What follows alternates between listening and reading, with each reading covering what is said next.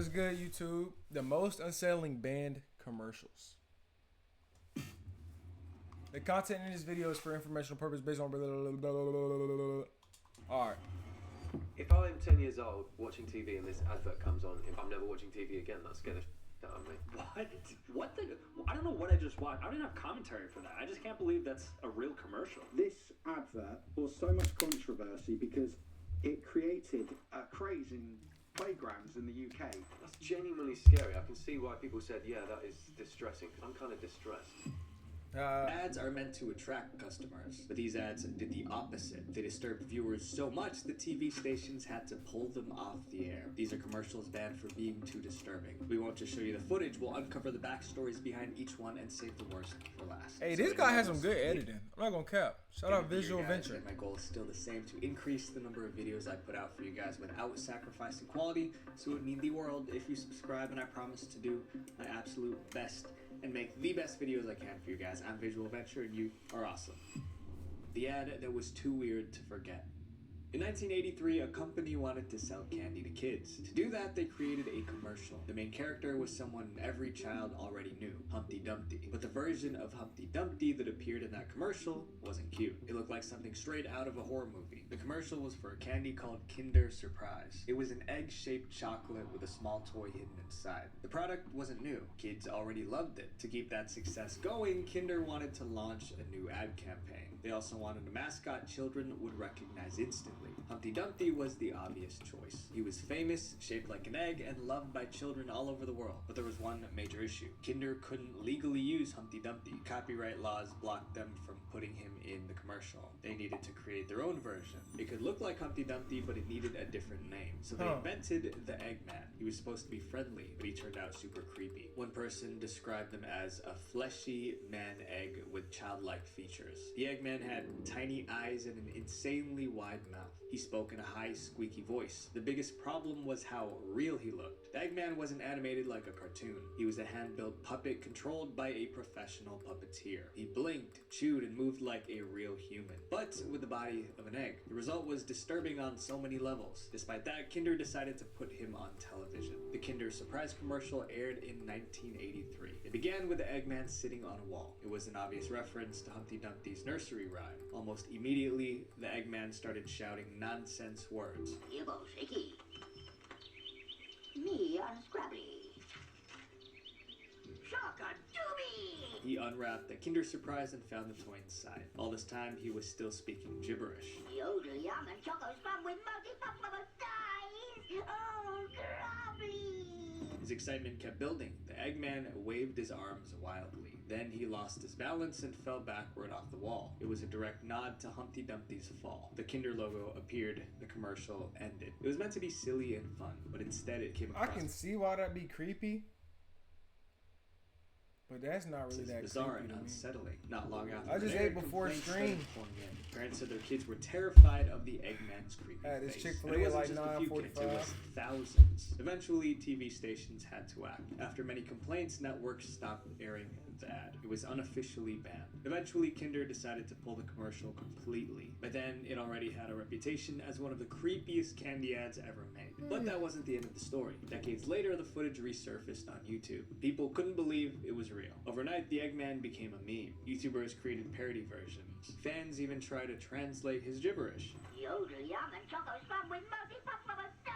The translation was obviously fake, but it captured what everyone thought. The ad was absolutely weird. Kinder tried to bury this ad. Didn't work. Decades later, it's still everywhere. Your personal information works the same way. Once it's out there online, it never really goes away on its own. A few years ago, someone dug up my old private data and used it to threaten me. I tried removing my information from every website that I could find, but I gave up because there were hundreds of them. That's because these sketchy websites are profiting off of your information. They sell it to literally anyone who pays, and it's completely legal, which is insane to me. But if you ask them to remove your data, they're also legally required to take it down. But there are just way too many sites for you to do it yourself. That's why today's sponsor, Aura, Oh, I did not see a fucking sponsor come. best gifts you can give your family. If you guys want to try Aura, click the link in I the did not see description that or go to gift come. I did not see an ad coming. aura.com/DV to try 14 days for free. That's enough time for Aura to find out if your personal data is already out there. Up next is a commercial that made a joke about something people take very seriously. The ad that disrespected families. Sometimes the best way to advertise a product is to show someone using it, but a Belgian company called Zazu couldn't do that because their Zazu? product was a condom. Obviously, they couldn't demonstrate that on TV. They needed another way to deliver their message, so they came up with a commercial that was meant to be funny, but the reaction wasn't what they expected. Instead of laughing, many viewers were offended. The commercial ended up being banned in multiple countries. Here's what happened. The ad was released in 2004. It stood out right away. Most condom ads at the time focused on romance or disease prevention, but Zazu went in a completely different direction. The ad opened inside a supermarket. A father was shopping with his young son. The boy slipped the bag of candy into the cart. The father removed it and put it back on the shelf. The boy frowned and tried again. Again, the father took it out. Realizing he wasn't getting the candy, the boy snapped. He starts having a full-blown temper tantrum. Other shoppers stared. The father looked embarrassed and defeated. Then 2 words appeared on the screen. Use condoms. It was short, shocking, and unforgettable. When the ad first aired in Belgium and France, Bro. people loved it. It was That's funny, actually, bro. You can't even, bro. That's just people being soft. That one's actually was funny. dark humor, but it was relatable. Once it reached English-speaking countries, the reaction changed. Critics said the message was inappropriate. They believed it mocked parenthood and portrayed children as a burden. Some labeled it disrespectful to families. Several broadcasters refused to air That's it. just Before people long, being it was soft. banned That one's in actually several funny. countries. But the controversy Say only made it use. more famous. That's what my People shared homeboy the ad dead on ass used to forums, just say. blogs, and eventually YouTube. Because one of my homeboys had a It's kid. hilarious. It Every even time the won an kid used to award for its FaceTime, bro, he was like, originality. use condoms, Despite bro. the backlash, Zazu's little boy commercial became a classic. This next ad shows how a joke becomes dangerous when people take it literally. The ad that hit too hard. The ad In that hit too 1992, a hard. TV commercial went viral. in Yeah, Britain. one of- people couldn't stop. Look, not had. Technically, he still has a kid, but like had. Where I mean, she already delivered it. He used to be like every time the kid called, bro. The kid, I think is turning 2 this year. Shout out Cap, man. Talking about it. Many even called it one of the funniest ads ever made. But then kids started reenacting the ad in real life, and within weeks, someone landed in the emergency room. No. Suddenly, people realized the ad wasn't just funny, it was dangerous. The story What? began with a drink called Tango Orange. It was basically orange soda, but the soda market was very competitive. Tango's biggest rival was Fanta. Fanta. And Fanta was everywhere, on TV, in stores, and in almost every fridge. Tango needed something bold to grab attention, so they hired a top ad agency. At the time, most ads followed the same formula. A person used the product, and suddenly everything in their life got better. Tango's team flipped that idea. They asked, what if drinking Tango didn't make you better? What if it shocked you literally? That became the concept. Tango's flavor was so intense that it hit you with an unforgettable punch. To bring that idea to life, the team created a strange new character. They named him the Orange Man. His job was simple: appear out of nowhere and slap the person drinking Tango. Before settling on the slap, they tested other ideas. Originally, the Orange Man was going to punch the drinker. That was rejected as too violent. Next, they tried having him kick the person from behind. That was rejected too. Finally, they decided on a slap. It was risky, it was different, and soon it would cause serious trouble. They filmed the commercial and put it on TV. It began with 3 young men. I'm assuming it's supposed to be like a like the hot Cheeto guy, just pop up. But And standing Didn't work outside out. a corner shop. One of them cracked open a can of Tango and took a sip.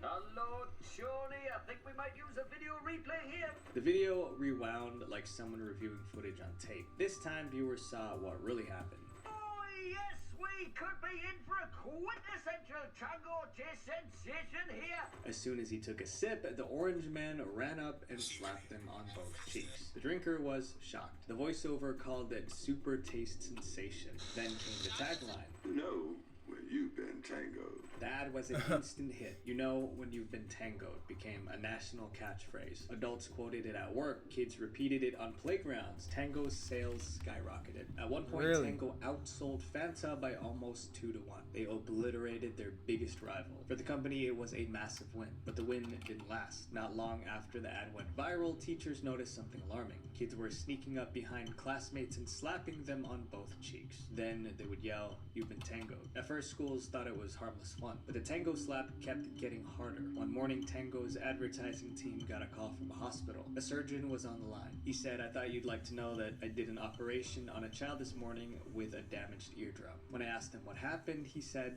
"I got tangoed." The company's joke finally caused a real injury. Tango executives were horrified. If word spread that their commercial was putting people in the hospital, it would destroy the brand. But it was too late. The story hit the news, and parents were furious. They accused Tango of glorifying violence. Schools across the UK started banning Tango from their premises. The company quickly pulled the commercial from television, but removing it wasn't enough. They still had to clean up the mess. Tango's team scrambled to recover. They still needed to advertise their drink, but they couldn't. That's just dumbass kids, bruh. Cause you remember? I don't know if you remember that one TikTok. You remember that TikTok where you used to jump in the middle and the two people on the outside kick your legs under? I don't know if that was in 2020 or before, but I seen that. I seen that, bro. Like, how do you fall for that? If I'm in the middle and somebody says jump, I'm not jumping. I'm hitting my fucking head. What? Bro, I seen somebody literally break their arm doing that at my school. Like, you're just slow. That's just slow. You can't. There's no way you broke your arm doing that trend. So they made two new versions of the ad. In one, the orange man placed his hand on the Tango drinker's mouth and kissed it. In the other, the drinker saw the orange man coming and ran away. The team believed these safer versions would work just as well, but the public felt differently. The new ads didn't have the same impact. The original commercial, however, became legendary. People still remember it today. In the year 2000, the Orange Man ad ranked number 3 in Britain's list of the 100 greatest TV ads of all time. This next ad was supposed to inspire people, but it disgusted them. That's actually a decent ad. I can't count. That was a decent ad. It was just like kids being kids, and especially New York kids. You can't really blame them. The ad too insensitive for TV. In 2002, Microsoft was preparing to launch the Xbox across Europe, but there was one major roadblock. At the time, PlayStation dominated the gaming world. To compete, Xbox needed a commercial that would shake things up, something that would make gamers take notice. Their team came up with an inspirational tagline: "Life is short, play more." It felt perfect. They even set aside about $50 million for the European launch, but when they turned that tagline into a commercial, it went terribly wrong. The ad was so controversial that even people who weren't gamers wanted it banned. The commercial opened in a hospital delivery room. A woman was in labor surrounded by doctors. She gave one final push, and the baby shot out of her belly like a missile. It smashed through the window and flew across the sky. Then something unusual happened. The baby started aging as it soared through the air. He became a child, then a teenager, then an adult. There were close-up shots of his thinning hair and aging teeth. Through it all, he kept screaming. Finally, he crash-landed into a grave. Then the tagline appeared: "Life is short, play more." It was clearly dark humor, a visual metaphor showing how quickly life passes. But when the ad aired, viewers weren't inspired. They were disgusted. The problem was simple. Bro, why? People are too soft. That's a good commercial. The idea of using death to sell video games. Authorities in the UK received more than 100 complaints. One was from a grieving mother who recently lost her baby. After weeks Exactly why. Soft. backlash, the authorities ruled that the ad I'm just playing. Sorry for her loss, but dang, bro, you L because you wanted to play games, not bro? be broadcast on British television unless the ending was changed. Microsoft refused. They insisted that the message was positive. Life is short, so make the most of it. Rather than change the commercial, they pulled it from television completely. It never aired again. Still, Xbox didn't step away from edgy marketing. In the years that followed, their marketing team kept making controversial ads. This next ad was so bad, people have been talking about it for 40 years. The ad that terrified a generation. In 1978, a new horror movie was about to hit theaters. It was titled Magic. What'd you think about that ad? Did you think that Xbox gaming ad was trash or no? It needed a trailer to build hype, and since it was a horror movie, the team wanted it to be scary. Very scary. But they went further than anyone expected. Magic was a psychological horror film. It was about a struggling magician named Corky. His career was collapsing and he was desperate for something new. So he added a ventriloquist dummy named Fats into his routine. It worked. That's the one from Goosebumps. After adding the dummy, Corky became a success. But That's the soon one he from sensed Goosebumps. Something was wrong. The dummy wasn't just a prop. He seemed alive. And worse, he was evil. In short, as That's the the one story from Goosebumps. unfolded, Corky slowly lost his grip on reality. For the movie trailer, the marketing team came up with a minimalist idea. No special effects or action scenes, just the evil dummy staring straight into the camera. That would turn out to be a very bad idea. The trailer lasted only 30 seconds. It began with a dummy emerging from the darkness. It had lifelike eyes and a devilish grin. The camera zoomed in while he recited a poem. The dummy's eyes snapped shut. Then, just before the commercial ended, they popped open again. Then the screen cut to black. The trailer was meant to get people excited for the movie, but it had the opposite effect. People didn't even want to see the trailer. TV stations received complaint after complaint. Parents said the dummy was giving their kids nightmares. Others claimed their It's not for your kids. Why are you letting your kid watch it? It's not for your kids. Why are you letting your kids watch it? Hurry up, check the channel. Hurry up. Check. My fault. We're at 1228. We're at 1228. So we need 2 more. He said do some herb? That's crazy. Yeah, my throat was a little dry. With Naruto, I watched Naruto back in the day. I watched Naruto back in the day when I was like 15, 16. Finished that mug. When I turned 17, now 18, I never watched it. Now I'm 19, still never watched the second one. So one viewer said the poem got stuck in their head. It didn't help that the trailer had no storyline. It was just a bro, that's your fault. Why are you letting the trash ass commercial get stuck in your head? You got addicted to not addicted. You fell victim to a puppet on a commercial in 2002? Staring straight at the viewer as if it were mad at the viewer. For children, that was too much. Appreciate the rose, Michael. 1978, the backlash was impossible to ignore. Television My bad. I just had to commentate on the video, bro. My bad. No problem. networks banned the Magic trailer. They said they were protecting younger viewers from more sleepless nights. After the ban, the studio released a new trailer for the movie. This time it opened with a message. This special preview has been approved for all audiences. The first trailer didn't have that, so it was clearly meant to reassure everyone. I like my geek bars better. I had to try it though. When your heart begins to pound, when your mind begins to go, keep telling yourself, it's only a movie. This time, the dummy appeared for just a few seconds. The rest of the trailer showed scenes from the actual film. You do magic too? Corky does magic. I only do tricks. It was spooky, but not horrifying for the people at the time. When Magic premiered, reviews said the movie wasn't nearly as scary as the trailer. Exactly. People are trash. Yeah, they do be strong. That's literally my complaint I had too, twin. When I was doing my YouTube vid like 3 days ago, I said the fall compared to the geek bar is like 3 hits of this, you doing that. Damn, I need a little bit of oxygen. But like after 7 hits on a geek bar or Raz, that's when you do that. But like 3 hits of this, that's when you do that. It didn't get a restriction. But if you wanted to get a restriction, you can just leave, buddy. I got the Elo. You found my second account. I got the pink and blue fogger.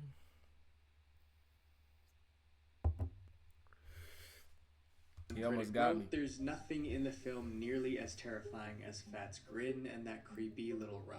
More than 40 years have passed since that original trailer, and people still talk about it. Bro, that trailer's not even that scary. It's the Goosebumps, bro. I don't know. As a kid, I never watched scary movies. I still hate scary movies to this day. But I watched Goosebumps and I read the book. And I remember my cousin. I was at my auntie house. My mom and my other auntie went out to Atlanta, bro. This is before my siblings was born. I was like 8 years old. No, my sister was born. She was like 5. So that means my brother was like 2. I don't know where they was at. They might have been taking my brother to an appointment or something. I don't know. The point is, she gonna throw on Chucky and force me to watch it, bro. That shit, bro. To this day, Chucky is. I'll look up a band commercial. We can watch one. Find it on YouTube. And comments are filled with adults who still remember being terrified as children. Some even call it the scariest movie trailer of all time. This next ad. I wouldn't say that, bro. That one with the one lady and bro, Baba Man. That's the creepiest commercial I ever seen. Baba Man. Baba Man, y'all seen the Baba Man? Freaking, you running Fortnite right now? Buddy dropped his address. Cooking. Almost read that. To trouble for being a little too realistic. The ad, The Corrupted Young Mind. In 2007, a game Again, why are you letting your kids watch ads that are not for kids? called Kane and Lynch Bro, my parents did a great job at that. was about to launch. It came from the same studio that created the game Hitman, but this one was far more violent. The two main characters were criminals. Kane was a ruthless mercenary, and Lynch was an unstable psychopath. The game followed them through a series of brutal crimes and shootouts. When it came time to promote the game, the studio had one goal. They wanted the commercial to look What's the game? What's the about game? to launch. It came from the same studio that created the game Hitman, but this one was the ad, The Corrupted Young Mind. In 2007, a game called Kane and Lynch was about to launch. Kane It and came Lynch, I from might the download same that studio bit. I might play created that the bit. game Hitman, but this one played was far Hitman. more violent. The two Hitman main hard, characters though. were I can't beat criminals. the second Kane was level. a ruthless I mercenary, can't even and beat the Lynch second was level of an Hitman. unstable Appreciate the follow, psychopath. Johnny. The game followed them through a series of brutal crimes and shootouts. When it came time to promote the game, the studio had one goal. They wanted the commercial to look cinematic, like a gritty Hollywood action movie, something raw, realistic, and intense. In retrospect, maybe that wasn't the best decision, because the ad they created was so disturbing it was banned almost immediately. The commercial began calmly. From the creators of Hitman comes Kane and Lynch. Then all hell broke loose. There was gunfire, screams, and sirens. Kane and Lynch didn't hold back. They took down anyone who stood in their way. It was 30 seconds of non-stop violence. The creative team thought they nailed it, but once the ad aired in the UK, the public reaction was a disaster. The commercial ran on just a few British networks. Within hours, viewers were calling the TV stations to complain. Almost everyone said that the violence looked too graphic. They pointed out scenes where characters were getting hurt. One close-up even showed a person's bruised face. Even the sound effects were an issue. There was a Oh my god. No way. Bro, what year was it? 2007? the ad aired in 2007? Bro, Call of Duty was out. GTA was out. And that was too violent? Fuck out of here. the UK, the public reaction was a disaster. The commercial ran on just a few British networks. Within hours, viewers were calling the TV stations to complain. Almost everyone said that the violence looked too graphic. They pointed out scenes where characters were getting hurt. One close-up even showed a person's bruised face. Even the sound effects were an issue. There was a sickening crunch sound when one character was hit with a rifle. For many viewers, it was simply too disturbing. By the end of the week, UK authorities received 26 complaints. That might not sound like much, but it was enough to ignite a national debate about how video games were corrupting young people. Even the TV stations that first aired the commercial apologized. The game studio tried to defend itself. They claimed the ad was misunderstood. Kane and Lynch was about two criminals trying to survive in a harsh world. The commercial was just showing that world. They argued that given the subject matter of the game, the TV ad was not overly violent. They also insisted the ad was made for adults, not kids. But regulators didn't buy it. Adults, They not ruled kids. that the commercial was too graphic and too shocking to be seen in any medium. In plain English, it was too disturbing for TV. They also said it was likely to be seen as condoning and glorifying real violence. The verdict was final. The Kane and Lynch ad was banned from British television. It was one of the first video game ads ever pulled for being too violent. Up next is a commercial that people actually liked, but somehow it still got banned. The ad that was too crude. A company called Smart Beep thought they were finally getting their big break. They created a commercial that was set to air during the 1999 Super Bowl. The Super Bowl was arguably the biggest advertising event in the world. Millions of people watched every year. For brands, even 30 seconds on screen could lead to massive profit, but the price was steep. Back then, a 30-second Super Bowl slot cost $1.6 million. Smart Beep was ready to pay it. They filmed their ad and prepared for their big debut, but before it even aired, the commercial was banned. And it was all because of one bad joke. To understand why this ad even existed, you have to go back to the late 1990s. Back then, smartphones weren't common. Most people used pagers to stay connected. Here's how pagers worked. If you wanted to reach someone, you called their pager number. Your number appeared on a tiny screen on their pager. Love watching The that person guy. inside found a phone and I think this is called only you my back. second time reacting to him. Visual Venture. Yeah, he's pretty fire. His head is behind neck beard. Neck beard. It was pretty simple. Smart Beep offered affordable pager plans. That was their business. To attract more customers, they decided to run No, a not for Super real, Bowl though. commercial. It was expensive, but if the ad landed, it could catapult their business. For the ad, they wanted a concept that was simple but funny, and they got an idea. The commercial began with a man picking up a woman for a blind date. He walked her to his car and opened the passenger door. He went around to the driver's side. Right before he got in, the woman let out a loud fart. When he got in, he smiled awkwardly and said, You guys meet? Greg, Janice? We sure did. then came the punchline. That was stupid. Great.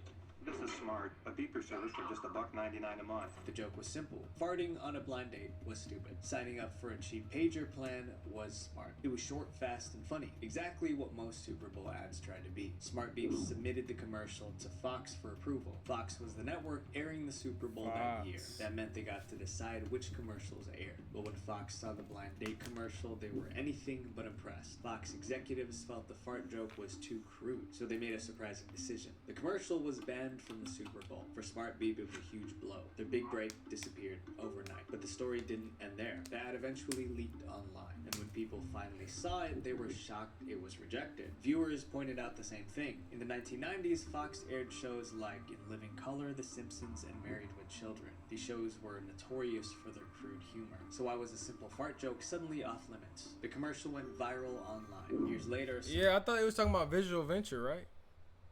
I read the comment. Oh, I don't know where it went though.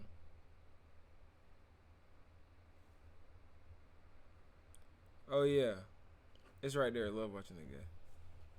Reddit users even called it the greatest TV commercial ever. Unfortunately, going viral didn't save Smart Beep. In the 2000s, people switched from pagers to cell phones. With fewer customers, the company eventually shut down. Their banned commercial, however, My lived dad on. used to have a And today, pager, it's bruh. remembered as one of the funniest Super Bowl ads that never aired. This next case made history for all the wrong reasons.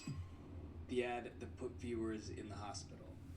So far, we've covered ads that were disturbing, but this one didn't just upset people. It did something few ads have ever done. It triggered seizures. The commercial was from a car company called Citroën. They were one of the biggest car manufacturers in France. In 2011, they were promoting a new model, the DS4. It was sleek, modern, and futuristic. A car designed to stand out. The marketing team leaned into that idea. The ad's theme was rebellion. Everyone else said yes to the ordinary. But if you drove the DS4, you weren't like everyone else. You stood out. It was a smart concept. The next step was to create a TV commercial. But what they created was a health hazard. The ad opened with a smooth voiceover. It's easy to say yes. Can you work on Sunday? Yes, boss.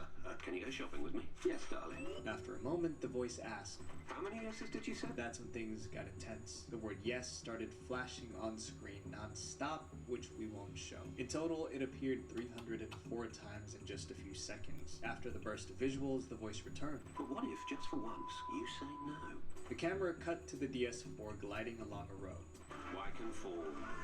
The message was simple. Most people say yes to normal, but DS4 drivers don't. The flashing yes sequence was only a tiny part of the ad, but it was enough to ruin everything. Trouble began the moment the ad aired in the UK. Within hours, stations received complaints. Viewers said the flashing made them dizzy and disoriented. Then the most serious reports came in. Several viewers said the ad triggered epileptic seizures. The condition is called photosensitive epilepsy. It's a disorder where rapid flashing images can cause seizures. That meant a car commercial was now a real health hazard. Citroën quickly issued a Bro, y'all are statement. They arguing, admitted bro? The situation was serious, but insisted it wasn't their fault. They explained that the commercial passed every required safety test. One of those tests was designed to detect flashing patterns that could trigger seizures. It was called the Harding Flash and Pattern Analyzer test. The ad passed that test too, so technically everything was safe. If that was true, what went wrong? Authorities launched a full investigation. They retested the DS4 commercial using advanced tools.